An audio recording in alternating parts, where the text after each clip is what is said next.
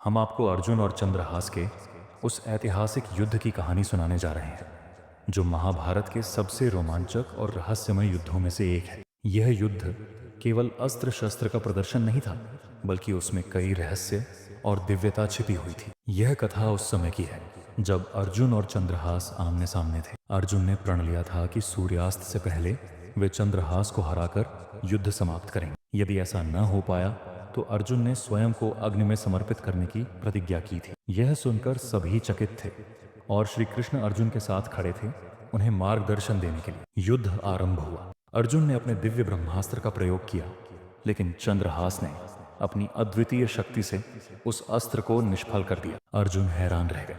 उन्हें समझ नहीं आ रहा था कि उनके इतने शक्तिशाली अस्त्रों का प्रभाव क्यों नहीं हो रहा। इसके बाद उन्होंने नारायणास्त्र का प्रयोग किया, जो हमेशा अचूक माना जाता था, लेकिन आश्चर्यजनक रूप से चंद्रहास ने उसे भी विफल कर दिया।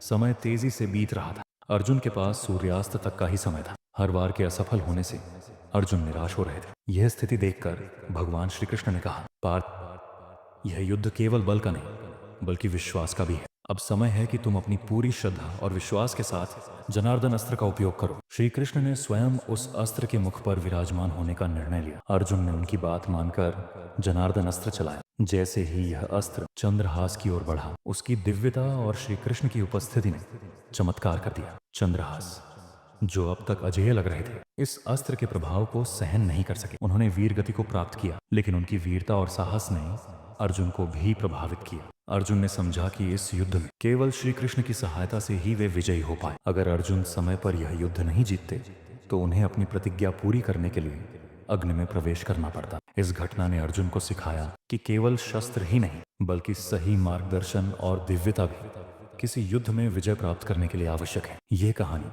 महाभारत की उन अनगिनत कथाओं में से एक है जो हमें जीवन में विश्वास, धैर्य और सही मार्गदर्शन के महत्व को सिखाती है। इस कथा के बारे में आपके क्या विचार हैं? कमेंट में ज़रूर बताएं। वीडियो को लाइक और शेयर करें और हमारे चैनल को फॉलो करना न भूलें, ताकि आप ऐसी ही अद्भुत कहानियाँ सुन सकें।